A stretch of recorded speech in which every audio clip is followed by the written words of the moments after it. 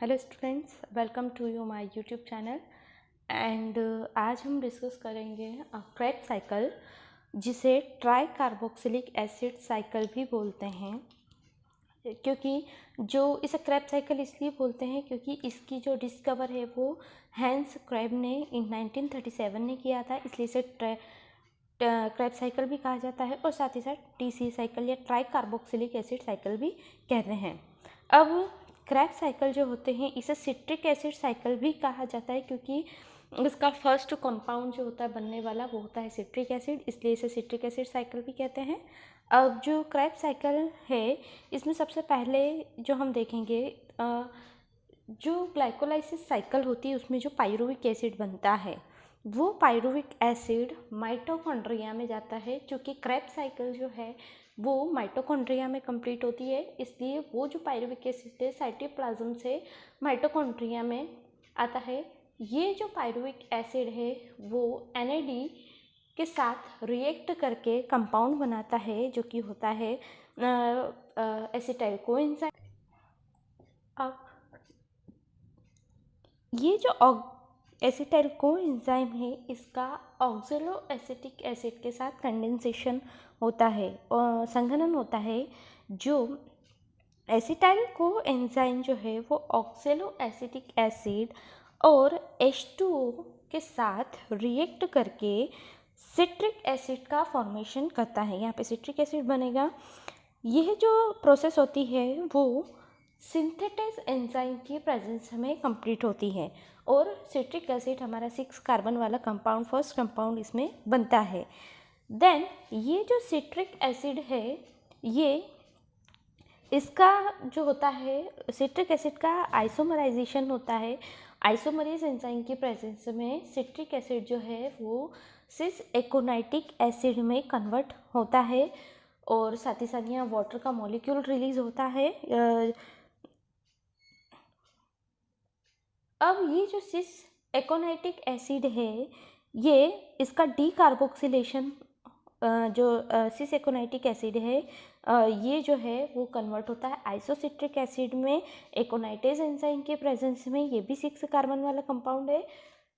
आइसोसाइट्रिक acid again जो होता है इसका ऑक्सीडेटिव डी कार्बोक्सिलेशन होता है डिहाइड्रोजिनेज एंजाइम के प्रेजेंस में। यहाँ पर NAD जो है वो कन्वर्ट होगा NADH2 में और आइसोसाइट्रिक एसिड जो है वो कन्वर्ट होता है ऑक्जेलो सक्सिनिक एसिड में।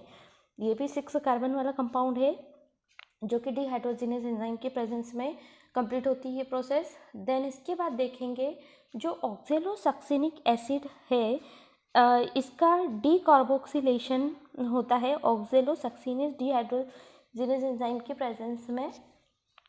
और यहाँ पर देखेंगे कि कार्बन डाइऑक्साइड का जो यहाँ पर फॉर्मेशन होता है और ये जो होता है कन्वर्ट होगा अल्फा कीटो ग्लूटेरिक एसिड में। क्योंकि यहाँ पर कार्बन डाइऑक्साइड के फॉर्म में कार्बन रिलीज हो रहा है इसलिए अब हमारा ये कंपाउंड जो है वो 5 कार्बन वाला रहेगा।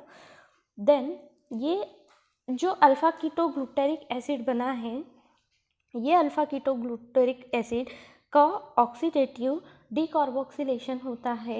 यहाँ पर भी देखेंगे हम कि यहाँ पर NAD से NADH2 बन रहा है, साथ ही साथ कार्बन डाइऑक्साइड रिलीज हो रही है, कार्बन डाइऑक्साइड का फॉर्मेशन हो रहा है तो कार्बन का रिलीज होगा और जो बनने वाला कंपाउंड है वो 4 कार्बन वाला रह जाएगा।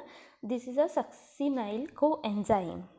ये बना यहाँ पर सक्सिनाइल कोएंजाइम का फॉर्मेशन हुआ ट्रांस सक्सिनाइलेज एंजाइम और डी कार्बोक्सिलेज एंजाइम की प्रेजेंस में। अब जो सक्सिनाइल कोएंजाइम जो है वो वाटर के मॉलिक्यूल के साथ रिएक्ट करेगा और साथ ही साथ ये बनाएगा succinic acid. This is also 4 carbon compound. इस प्रोसेस में जो होता है वो कोएंजाइम जो है वो रिलीज कर दिया जाता है यहाँ पर और यहाँ पर जो है वो GDP से GTP का फॉर्मेशन होता है फॉस्फोराइलेशन की प्रोसेस के द्वारा और सक्सिनिल थायोकाइनेज एंजाइम की प्रेजेंस में ये प्रोसेस कंप्लीट होती है जिसमें सक्सिनिल कोएंजाइम कन्वर्ट हुआ है सक्सिनिक एसिड में। देन ये सक्सिनिक एसिड जो है ये अगेन डिहाइड्रोजिनेज एंजाइम की प्रेजेंस में कन्वर्ट होगा फ्यूमेरिक एसिड में। It is also 4 carbon compound, और यहाँ पर भी देखेंगे हम कि डिहाइड्रोजिनेज एंजाइम की प्रेजेंस में FAD जो है वो FADH2 में कन्वर्ट हुआ। देन फ्यूमेरिक एसिड जो कन्वर्ट हुआ होगा मैलिक एसिड में, फ्यूमेरेज एंजाइम की प्रेजेंस में ये प्रोसेस कंप्लीट होगी। और ये जो है मैलिक एसिड जो है, मैलिक एसिड वापस से किस में कन्वर्ट हो जाता है, ऑक्जेलो एसिटिक एसिड में डिहाइड्रोजिनेज एंजाइम की प्रेजेंस में, और यहाँ पर NAD से NADH2 का फॉर्मेशन होता है। अब यहाँ पर हम देखेंगे क्रेब्स साइकिल जो है वो यहाँ पर ऑक्जेलो एसिटिक एसिड में कन्वर्ट हुआ, और ये ऑक्जेलो एसिटिक एसिड अगेन जो है इस साइकिल में रीयूज कर लिया जाता है। अब यहाँ पर नंबर्स ऑफ ATP हम देखें तो नंबर ऑफ ATP 30 ATP जो है वो क्रेब्स साइकिल में बनते हैं। तो यहाँ पर हम देखेंगे कि 30 ATP कैसे बन रहे हैं। यहाँ पर जो है यहाँ से जो NAD से NADH2 बन रहा है, 3 ATP यहाँ से निकलेंगे। इसके बाद यहाँ पर भी 3 ATP ये हुए यहाँ से। इसके बाद हम देखेंगे यहाँ पर जो NAD से NADH2 कन्वर्ट हुआ है, यहाँ से 3 ATP। इसके बाद में GTP से जो यहाँ पर GTP बन रहा है उससे हमारे निकलेंगे यहाँ पर 1 ATP। एंड इसके बाद में जो FADH2 बना है यहाँ पर भी निकलेंगे हमारे 2 ATP। इसके बाद में और यहाँ पर से जो हमारा ये बना हुआ है ATP, 3 ATP यहाँ से आएंगे हमारे। तो टोटल नंबर ऑफ ATP हमारे हुए यहाँ पर 3, 3, 6, 3, 9, 11, 12, 13, 14 एंड 15। तो 1 मॉलिक्यूल से हमारे यहाँ पर बनते हैं 15 ATP। लेकिन हम बोलते हैं कि ग्लाइकोलाइसिस में कितना ATP का फॉर्मेशन होता है, ग्लाइकोलाइसिस में 2 पायरुविक एसिड के मॉलिक्यूल बनते हैं। तो 1 मॉलिक्यूल से पायरुविक एसिड के 1 मॉलिक्यूल से कितना ATP बने, 15 ATP। तो 2 मॉलिक्यूल से कितने ATP बनेंगे, 30 ATP। तो इसमें कितने टोटल ATP बनते हैं, 30 ATP टोटल बनते हैं आपकी क्रेब्स साइकिल में। यहाँ पर हमारी साइकिल कंप्लीट होती है। नेक्स्ट वीडियो में हम नेक्स्ट टॉपिक को डिस्कस करेंगे।